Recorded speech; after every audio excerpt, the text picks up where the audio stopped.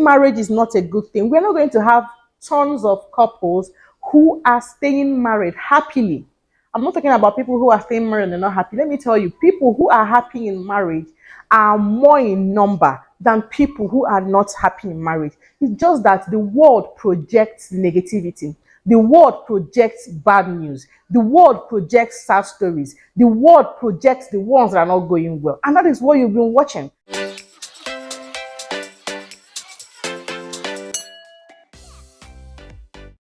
Hi guys, welcome to today's video. My name is Genevieve and I'm a YouTuber based in the city of Abuja. For those of you meeting me for the first time, thank you for clicking on this video and thank you for coming to my channel. It means a lot to me. Please consider subscribing to my channel and pitching your tent around here. And to my returning subscribers, thank you so much for coming back to watch my content. I really appreciate it. Without wasting so much time, I want to quickly get into this video immediately. 2 weeks ago, prior to my wedding anniversary, I put up a questionnaire on Instagram asking my followers, friends to, ask me questions about marriage and how the journey has been all these years, like 5 years. How has it been?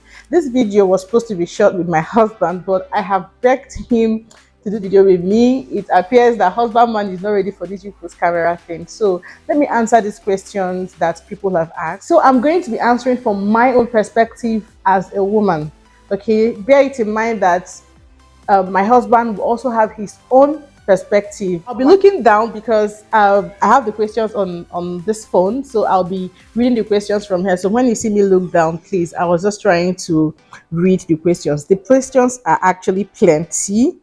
And then, but there was one question that kept recurring. One question that kept recurring is, at what point did you know he was the one? I'm not going to be the one to tell you that I heard God in the middle of the night telling me that my husband is the one, or that, something told me. To be honest, I took a step of faith. I saw some features that I knew I could deal with in a man, and I had peace with who he was. I was deliberate about what I wanted, and when I saw it, I knew I was going to be able to live with that man. I cannot tell you that, okay, this happened, or I saw a sign, or I saw this, or I saw that, and that was how I was convinced that he was my husband. No, that did not happen to me. I'm not saying that it may not have happened to other people, but for me personally, that did not happen to me. How I knew he was my husband, or how I knew that I was going to be able to live with him, I was going to be able to do the journey with him, was because I saw that, okay, I could deal with this, that.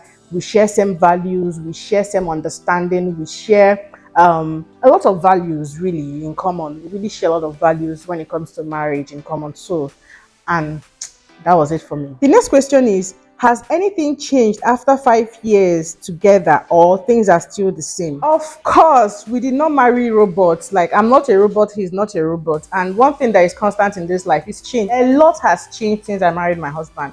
Physically, a lot has changed in my life. Like, I added weight. A lot has changed in my life. A lot has also changed for my husband. So for my own end, a lot has changed. A lot has changed in our communication. A lot has changed in the way we treat one another. How it was when we got married, it sustained us for a while, and after some time we realized that there are things that really needed to change. You had to make intentional efforts if you wanted to make the marriage work. Okay, so a lot of things have changed. We have grown to become tough. Things have happened in this our relationship that has made us to grow fast. I especially made me to grow like sharp and sit up. So yes, a lot has actually changed over the years. Next question here, and I find it how do you keep things spicy in your relationship and you're not tired? Okay, how do you keep things spicy in your relationship, or you are just tired at this point? Sis, I'm not tired. Are there days that I really feel like I am tired, I'm exhausted, and I want to just quit? Yes. But am I really tired? No, I'm not. How do we keep things spicy? By being intentional. And also, your goals will drive you. To be honest, one thing that drives me in me trying to make it work, working hard to make my marriage work, is the fact that I know that I'm not going anywhere. I'm not checking out. Okay, it's not like a buffet where I can pick and choose. When I'm done eating, I check out. That's not how I see my marriage. So because of it, I'm willing to constantly make it work. So I'm intentional. Any opportunity that I seize it in spicing things up, like anniversaries, you see, Valentine's Day, birthdays, all those moments, I use it as an opportunity to spice things up. When your spouse travels, okay, use it as an opportunity to, spice things up. Things will always be spiced up if you are intentional about it. The key factor is that you are intentional about it. I'm not tired though. I am not going to be tired. I will never be tired. You see this marriage work, it is the work of the Lord. So nobody is tiring, nobody is quitting, nobody is dulling. Okay, so things are still very much spicy. Very spicy. Very, very spicy. The next question says, do you guys have boundaries? And if yes, what are they? I can do a full video on setting boundaries in marriage. A full video on setting boundaries in marriage. Yes, we have boundaries. And yes, we respect each other's boundaries. We have boundaries in a lot of aspects, in so many aspects of our marriage. A lot. We have boundaries when it comes to in-laws. We have boundaries when it comes to our children, the way we treat our children, the way we treat each other in the presence of our children. We have boundaries when it comes to friends and acquaintances. I'm a married woman. I have no business having friends all over the place, male friends. Any male friend or female friend that we are going to have, it has to be common, like it has to be a friend of the family. Do you get? So those are boundaries that we have set to, keep our relationships in check. We have boundaries with respect to our finances. Very important. For finances, boundaries are a lot. There are so many things that we cannot spend money on, and there are things that we can spend money on. We have boundaries on contentment. We are where we are. Until we get to where we want to be, we are where we are. And one thing about boundaries is that you can set boundaries and understand boundaries before you get married. But as you get married and you grow in your marriage, new levels will come up and new boundaries has to be set. So it's not like the list is endless when it comes to boundaries. So as we grow and go, we'll continue to set boundaries. Maybe something will happen, and after you people have analyzed the issue that has happened, and we're like, no, no, no, no, no. Because of this particular issue, this will not happen again. We have to set this boundary, so and so boundary. I hope I'm making sense. One place that we don't have boundaries, we don't have boundaries when it comes to passwords and phones. I'm not the kind of woman that goes to snoop around my husband's phone. My husband doesn't snoop around my phone, but then the passwords and to email addresses and what, they are all there. So we don't really, we share each other's passwords and all. So we don't have boundaries when it comes to that. Really, no boundaries when it comes to your phone and your access to your phone. No boundaries. The next question is, any advice for someone who is afraid of marriage? Okay, do you have any advice for someone who is afraid of marriage? Now, if somebody is afraid of marriage or afraid of anything at all, I'm going to advise the person to understand the reason why you are afraid and deal with your fear. If you're afraid of marriage, chances are you're seeing all the things happening with marriages on the internet, or there's something that is driving that fear. Fear is not just something that creeps in. There is something that is triggering that fear. Find that thing that is triggering that fear and address it.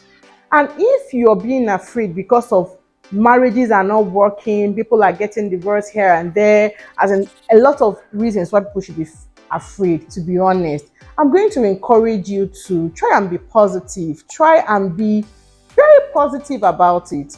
Marriage is a risk. That is the truth of the matter. No matter what you say, that people say they open their eyes, they open their nose, they open their legs, and however they want to open to enter marriage, people finish opening all those things, and somehow you get into it, and what you see was not what you expected. That doesn't mean that is game over for you or is game over for the next person. What am I saying? Deal with your fear. Fill your heart with a lot of positivities. If you are so negative about marriages crashing, be careful, very, very careful, because you might end up attracting that type of energy. So be positive about it. Marriage is sweet. If marriage is not a good thing, we're not going to have tons of couples who are staying married happily. I'm not talking about people who are staying married and they're not happy. Let me tell you, people who are happy in marriage are more in number than people who are not happy in marriage. It's just that the world projects negativity. The world projects bad news. The world projects sad stories. The world projects the ones that are not going well. And that is what you've been watching. That is the reason why you're not happy. That is the reason why you are afraid that you might get married and then the marriage will crash. No, I am in team. My marriage must work. My marriage is the best. My marriage will do well. Even if all the marriages in the world crumble, my own is going to be the standard for others to take a look at, for others to come and learn. So address the fear. Find out what is it exactly that is making you to be afraid and address it. Then fill your heart, fill your life with a lot of positive energy. Start working on yourself for a good marriage. Please, how is your libido after having kids? How is your libido after having kids? I'm going to be very honest with you. I started having children in 2017, and from 2017, I was pregnant every year until this year. This is the only year I've not been pregnant since I started having children in 2017. So my libido when I was having children, it was on the floor. It was messed up. My hormone was never at a place, like not in the mood. I was not, my body was itching me, my body was paining me, like back to back. Is it that children are sucking your breast? Is it that everything was happening to me so fast? So when it comes to libido, it was on the floor, but I did not allow it to remain on the floor. I did not let it to remain permanently on the floor. I started this year, I started working on it. I started working hard to get it right, because that's an aspect of marriage that has to be gotten right. I started working hard, lifestyle adjustments, getting more rest, exercise, and guys, let me tell you something. Let's not talk about it, but it's no longer on the floor. It is not on the floor anymore. I can assure you that it's not on the floor anymore.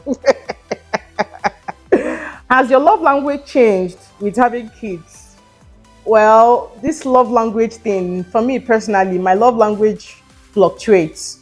When I was pregnant, my love language is different, okay? When I was pregnant, I prefer you help me to do things, just take away stress from me. That was enough for me. That's act of service. Fine. But now that I'm not pregnant, I can help myself with, do one or two things around. What I want you to do right now is to be all lovey-dovey, speak kind words to me. Okay, as I'm trying my best to meet up, be nice, words, buy me gifts, give me money, give me money, give me money. So when it comes to love language, my own they fluctuate. So if depending on how the weather is, depending on how things are, it will make the love language to fluctuate. It's not at a place. I cannot tell you, give me this one or that. No, the love language is dangling. It's like a dancing masquerade. It has no position. Anywhere it finds itself, it will stay. Anywhere it finds itself, it will stay. So please, love language, it has been changing. It's been fluctuating. The next question is there something marriage stops you from doing? Is there something marriage stops you from doing? Yes, I think this question and boundaries, question about boundaries, they are almost like brother and sister. Being married is going to stop you from doing a lot of things. Once you're married, you're going to stop. See, being married, you have to change your mindset and change your association depending on who you were before you got married, okay? And it just happens somehow without you even trying. If you have a group of unmarried friends, chances are by the time you get married, things are going to change between you and your unmarried friends. The conversations will change, and it might not be your fault. It might not be anybody's fault. These things happen. Sometimes your married friends might stay around. Sometimes they might not. But things will change. There are a lot of things marriage stops you from doing. Like, I'm married, I have kids. What business do I have jumping from one place to the other? Marriage stops you from doing this question yourself. Marriage stops you from doing a lot of things. A lot of things. You must set boundaries. People lose focus on their marriage. People's marriages crash because they are married and they still want to live like single people. So marriage stops you from doing a lot of things. There must be structural adjustments immediately you get married. Some of them you have to be intentional about. Some of them will just happen on its own because you're open to it. A few more questions. This question says, was hubby taking care of you when you were dating? I don't know how to address this question, but I'm going to talk about this for single ladies also to, I don't know. See, I would say no, because I didn't date my husband. Okay, we never dated per se. But one thing I would say is taking care of me as per what? As per my father, as per my mother, as per what? I will tell you that my husband was a giver. He gives, okay?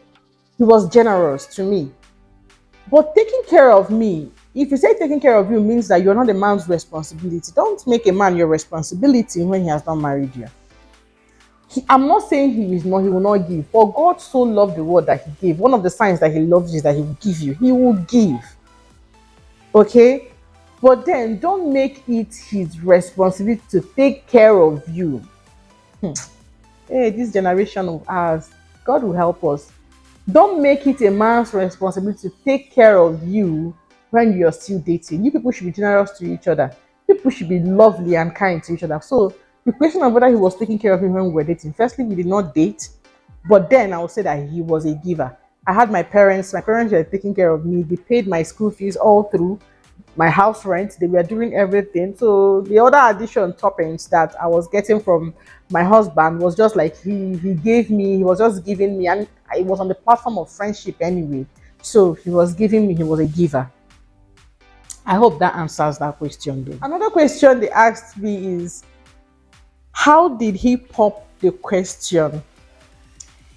I don't know. This video, I'm going to be doing a video about how we got married, and if you finish watching that video, this question will not come up because there was no time we popped question. There was no time to date. There was no time for proper courtship. There was no time for a lot of things in our relationship. So we got married and he bought the ring. In fact, he even sent me pictures of the ring. I saw the ring and he brought back the rings and we took it to church. He was blessed that we wore the ring, and that was basically it. So there was no popping the question. I did not experience all that. Did I really want to experience all that? Yes, I really wanted to experience all that. So I'm going to cut this video short because I'm going to be doing another video addressing all other questions that have been coming up, okay, with respect to my marriage, even my wedding and all of it. So I don't know if this video it has been beneficial to someone. I don't know if I answered these your questions the way you would have wanted me to answer them. I don't know if you heard what you really wanted to hear, but these are my own opinion and how I know best to answer these questions with respect to my own circumstances. So I'm still going to continue begging Hobby to join me to do a video. I will still beg him, Oga Biko.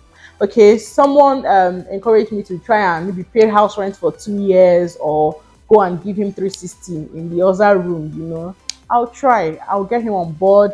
But one thing I know about men is that the day he sees what I'm doing to become profitable, he say, okay, let me support her and show face. But for now, the channel is not profiting me for now. So guys, you should subscribe to my channel, watch my videos. Let's get monetized, and maybe by then Oga will show face. I'm just talking from experience on how men can be sometimes. So guys, thank you for watching my video. If you watched to this point, your family, thank you, and I appreciate it. Please don't forget to subscribe to my channel and follow me on Instagram at gist__Genevieve. Okay, see you in my next video. Bye.